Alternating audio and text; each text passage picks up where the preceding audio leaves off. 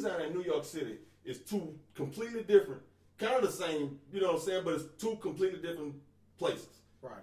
What the school system need to produce in New York City and what they need to produce here in Natchez is two different things. Yeah. You know what I'm saying? So I think when it comes to the school system, you know what I'm saying, they look at the surrounding and they say, hey, this is specifically what we need in this area or this state or whatever. So you believe that? Yeah, I believe it. Yeah, I believe it. You know what I'm saying? And you don't necessarily have to go to a teacher and say, hey, this is what we're trying to do. You just create a system and show them how to teach it. And they may not have a full understanding of exactly what they're doing. You know what I'm saying? But, you know. So it's not, so every teacher. It's not a conscious decision. It's not a conscious decision. No, it's not a conscious decision, no. It's just part of a system, you know what I'm saying? Because you got to think about it. The teachers is trained to teach the kids curriculum. You know what I'm saying? They don't come in there and just decide. Hey, a system. Yeah, it's a system, yeah. So when did you always feel like this? Like, did you always feel? No, like, I can't say I always felt like this. You know what I'm saying? You know, it just came from Was it- time and paying attention. And was it because you have kids, or was it you thinking like this before you had kids, or? I think I was. Well, I know I was thinking like this before I had kids. You know what I'm saying? Because I paid a lot of attention to myself. And the first thing that brought it to my attention was when I lived in Natchez. You know what I'm saying? I left here, man, like a fucking D and C student, right? Mm-hmm. I went to Tennessee, man. You know what I'm saying? And these people showed me real. They took time to make sure that I was understanding what I was coming to school for, and that built my confidence. You know what I'm saying? And I think that plays a huge role in who I am today. You know what I'm saying? And just that alone made me want to make even better grades. You understand what I'm saying? It made me pay attention even more. You know what I'm saying? Because I'm gonna give you a good example. Let me give you a good example. When in Louisiana, when I failed a test, I failed it. I just failed it. Mm-hmm. Regardless why I failed it, I just failed it. When I went to Tennessee, and I failed a test, and they felt like I failed that test because I wasn't giving them my all, they gave it back to me. You know what I'm saying? And then I took it again. And then when I took it again and I made a good grade on it, and they brought it to my desk and showed me a B plus, I was like, wow. You know what I'm saying? So that made me just want to be better. So that was building my. See, that's an example of my confidence. And I'm talking about experience. I ain't talking about something somebody told me. So I'm let talking me about ask you experience. this. Perfect. Then. So let me ask you this: if you would have stayed around, right? Oh yeah, I'll be completely different. Do you think? I absolutely believe that. Yeah, I absolutely believe that. I honestly don't think I would be the man that I am today if I would have just stayed in Natchez the whole time. I think the fact that I was able to get out and see something beside Natchez what broke the cycle or the curse of me. But let's not forget, I wanted right back up in Natchez.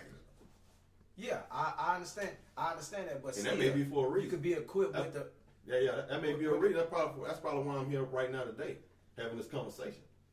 Okay, so do you think? Let me ask this: do you think the problem in the schools? Because they always say this: we have too many kids in one class, and it's like between 22 and 25 kids. Do you think that's really a problem? Yeah, I would say it really is a problem, but it's just a good thing to say, a good excuse to make for you to go home and be like, okay, well, this is why my daughter ain't getting what she's supposed to get, or my son ain't getting what he's supposed to get. If they could only get less kids in the classroom, you know what I'm saying? It's just it's something to give you. But when it all boils back down to it, you know what I'm saying? When it all boils down to it, it's just for you to come back home still feeling like there's nothing I can do. Because what you gonna do? You got 20 kids in the classroom. What you gonna do? As a parent, right now, your son or daughter, teacher got 20 kids in the classroom. Right. What you gonna do? Right now. You got the rest of this year to finish. What you gonna do? Ain't nothing you can do. So it's just to continue. It's just something that to make you continue to feeling like, well, there's nothing I can do. So let me ask this. So do you think? Well, we know this. All kids don't learn at the same speed. Yeah, or the same way. I always say the child isn't learning properly. Yeah, I So got you. how? But I'm just asking. But you never once gonna hear them say, you never gonna hear a teacher take responsibility and say, you know what, maybe I haven't found out a way to just teach your child yet. It's gonna always be the child fault. It's gonna always. I ain't never once heard a teacher say once that I just haven't figured out a way to teach them properly yet. It's gonna always be the kid's fault. Why you think this? Why you think that? Why you think it's like that? I just think because that's how the system is designed. I hate that sound kind of vague, you know what I'm saying, or kind of sound like a reply to not answer a question, but that's really just what the truth is, though. You know what I'm saying? That's just the way the system is built. Because, like I say, man, you know what I'm saying, you don't have to understand the system to be a part of it. Right. I don't think teachers, you know what I'm saying, just come in there on a day-to-day basis and they have make a conscious decision to say, go in and say, you know what, man, let's make sure we kill some confidence today. You know what I'm saying? They just go in and say, I'm gonna do my job. This is how I was trained to do it, and this is the way I'm supposed to do it. And if I don't do it this way, then it's possible that I may not have a job. So, the average parent. Well, I'm gonna just speak on you since you're here. Yeah, that's a good example. Why do you think? Not why do you think, but if your child is failing, Mm-hmm. if your child is failing, you working so many hours a day and so many hours a week to provide for your kids and your family. Mm-hmm. So how is it possible for an average parent? See, the reason why To be- let me say this. Let me say this. Let me say this. You know what I'm saying?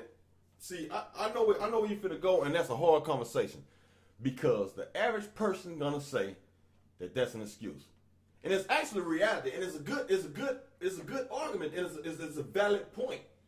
You know what I'm saying? But people take that as an excuse. You know what I'm saying? It's What's like, an excuse? They take what as an man, excuse? I had to work. You know what I'm saying? I don't be having time. You know what I'm saying? It's just, you understand what I'm saying? Right. So I just think avoid all that and just go straight to what the problem is.